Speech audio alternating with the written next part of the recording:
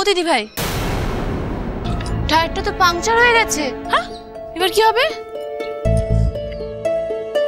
ধস, সকাল থেকে কি যে হচ্ছে না, একটার পর একটা, আমার আর ভালো লাগছে না। আবার কি হলো? ওই তুমি তখন যাকে দেখলে তাকে নিয়ে কিছু ভাব?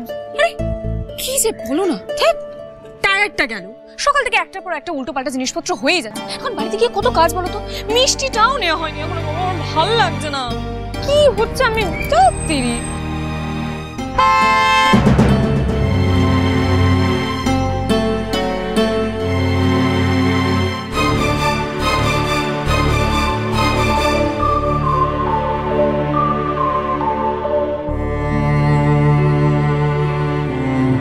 মনে হচ্ছে আজ আপনাদেরকে আমার গাড়িতে লিফট নিতে হবে। আমার হাতে এখনো সময় আছে, আপনারা চিন্তা করবেন না, আপনাদেরকে ঠিক আমি বাড়ি পৌঁছে দেব, আমার উপর ভরসা রাখতে পারেন। না না পেখম, শোনো না, আমি স্যামকে ফোন করছি, ও এসে আমাদেরকে পিক আপ করে নেবে। দিদি ভাই শোনো,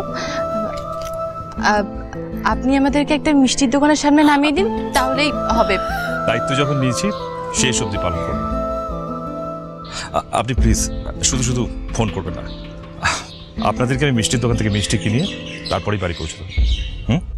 এবার চলুন। হ্যাঁ চলুন, আসুন। চলুন না।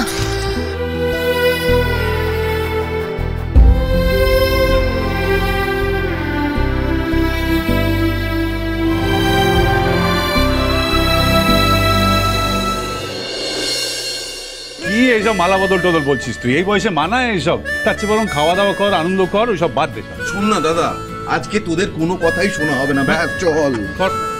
কে তোকে বলবে যে তুই এরকম একটা রোমান্টিক বাপের ছেলে?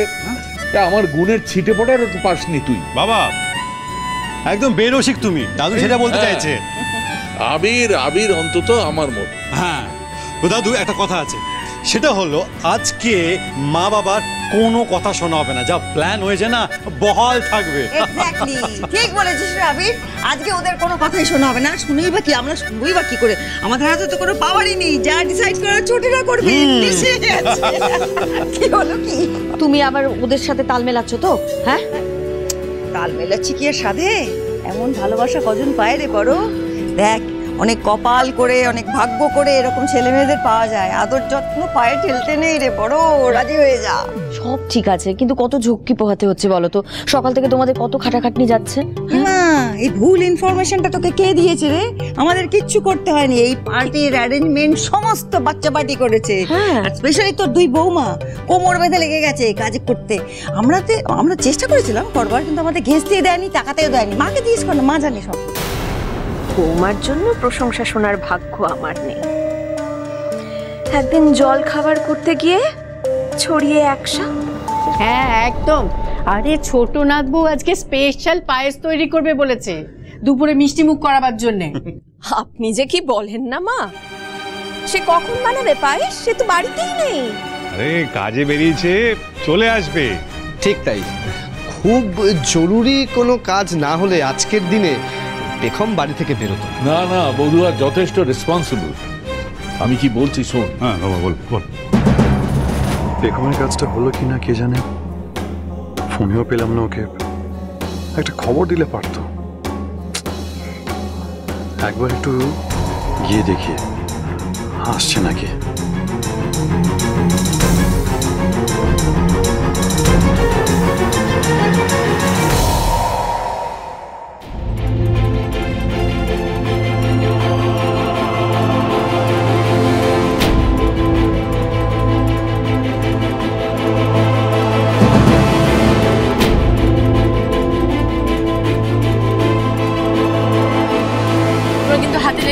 এত ব্যস্ত হওয়ার কিছু নেই, আমি বাড়ি থেকে কাউকে একটা ডেকে নিচ্ছি। বেগম, এত বাড়াবাড়ি করো না তো, বলছি না একটুখানি জাস্ট লেগেছে তখন থেকে। আচ্ছা, সামনে যে এত বড় একজন মানুষ দাঁড়িয়ে আছে, আপনাদের খেয়ালই নেই? আমি তো হেল্প করতে পারি, চলো না। না না, আপনি আর কত হেল্প করবেন আমাদের? এরপর তো আর থ্যাংক ইউ বলা ফুরবেই না আপনাকে। আরে তোর এসে গেছিস? কিন্তু দিদি ভাই, তোর গাড়ি কোথায়? গাড়ি নিয়ে গেছিস না? আবির, ইনি অভিতাজ। আজকে যা বড় বিপদের হাত থেকে উনি বাঁচালেন আমাদের, উনি না থাকলে আজকে অনেক বড় বিপদ হয়ে যেত রে। প্রথমে আমাকে অ্যাক্সিডেন্টের হাত থেকে বাঁচালেন, তারপর আমাদেরকে গাড়ি খারাপ হয়ে যাওয়াতে বাড়িতে ড্রপ করে দিলেন। অ্যাক্সিডেন্ট মানে? কি ব্যাপার দিদিভাই, তুই ঠিক আছিস তো? তোর কিছু হয়নি তো? আবির, আমি একদম ঠিক আছি, তুইও না? ও থ্যাংক ইউ সো মাচ, কিন্তু এখানে দাঁড়িয়ে কথা বললে হবে না, আপনাকে বাড়িতে যেতে হবে। আজ আমার একটু কাজ আছে, প্লিজ অন্য কোনো দিন। আপনার মনটা কিন্তু সত্যি নিজের জায়গাতে নেই, থাকলে সত্যি আজকে এরকম ঘটনাটা ঘটতো না। আপনি যত তাড়াতাড়ি পারেন আপনার মনটাকে নিজের জায়গায় ফিরিয়ে আন, তবেই আপনার মুখে হাসি খুলবে। আপনি বড্ড কম হাসেন।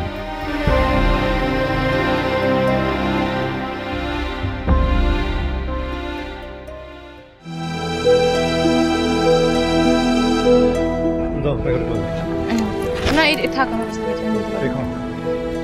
তুমি ফোন ধরছিলে না, কোনো খবর পাচ্ছিলাম না, আমার টেনশন হচ্ছিল তো। আচ্ছা বলো, থানায় কি বললো? তোমাকে বাড়িতে গিয়ে বলবো, আগে চলো, তুমি ঘরে চলো, ঘরে চলো, এসো। তবে যাই বলো তোমরা, পেখমের সবই ভালো, ও দায়িত্ব নিতে জানে, কর্তব্য করতে জানে, কিন্তু ওই হুটহাট যখন তখন বাড়ি থেকে বেরিয়ে যায়, সেই অভ্যেসটা রয়েই গেল। আর ওকে এইভাবে বাড়ি থেকে বেরিয়ে যেতে দেখলেই আমার কেমন যেন ভয় করে, কি জানি আবার নতুন কোনো ঘটনা ঘটিয়ে দেয়। এই এই কি আশ্চর্য রে ছোট, হ্যাঁ? আজকের দিনে তোর এসব কথাগুলো না বললে চলছিল না? সবাই মিলে আনন্দ করে একটা আয়োজন করেছে, কোথায় সাজবি গুজবি, খাবি দাবি, আনন্দ করবি, তা না এইসব জ্বালানো পোড়ানো কথাগুলো বলার কি দরকার? এই শোন, তোর বৌমাকে দেখেছি যে কোনো ভালো কিছু হলেই সেখানে লেবু টেবু কষলে দেয়। তুই কি ওর থেকে শিখছিস? তুই তো শাশুড়ি, তোর তো ভালো কিছু শেখানোর কথা, তুই কেন শিখছিস এসব ওর থেকে? রিয়েলি মা, তুমি কি? চুপ কর। আবির, বলছি তোমার সঙ্গে আমার কথা আছে। আরে ওই তো বধুয়া এসে গেছে, তোমরা খামোখা চিন্তা করছিলে, তো মিষ্টি কিনতে গেছিলে।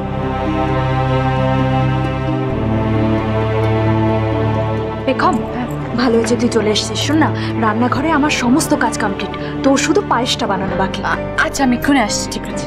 ও আরেকটা কথা বলছি, দুধের বাটিটা আমি ফ্রিজ থেকে বের করে রেখেছি, তুই যেরকম বলেছিলিস। আমি এক্ষুনি হাত পা ধুয়ে আসছি। হ্যাঁ চলো চলো।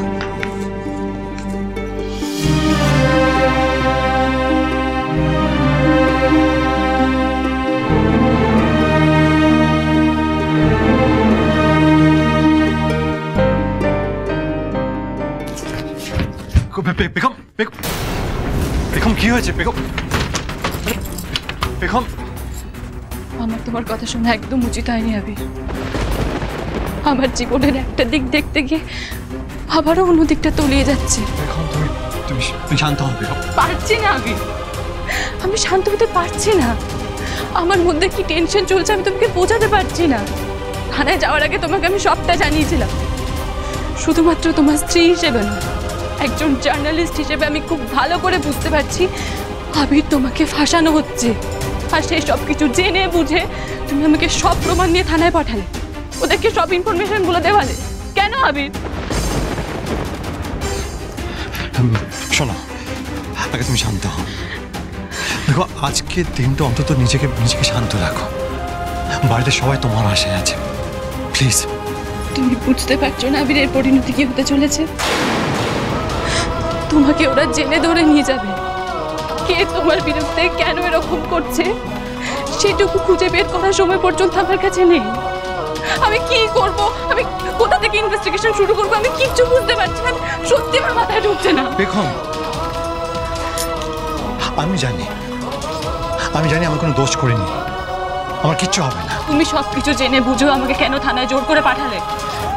বেগম শান্ত, আমাকে শুধু একটা কথা বলো, তুমি থানায় গিয়ে বলেছো তো যে আজকে অনুষ্ঠানের সময় যেন কোনো রকম গোলমাল না পাকায়? বলেছো তো? না, আসলে পেন ড্রাইভটা দেওয়ার পর আমি এতটা নার্ভাস হয়ে পড়েছিলাম, আমি বলতে ভুলে গেছি। ঠিক আছে, তুমি এক্ষুনি ফোন করে বলো যেগুলো বললাম। আই হ্যাভ এ প্ল্যান, আমি সব কিছু ভেবে রেখেছি, কি করতে হবে সব জানি আমি। কি প্ল্যান বলো না? যেটা বললাম সেটা এক্ষুনি বলো, ফোন করে রিকোয়েস্ট করো থানায়, বাকিটা পরে বলছি। ফার্স্ট তাড়াতাড়ি এক্ষুনি।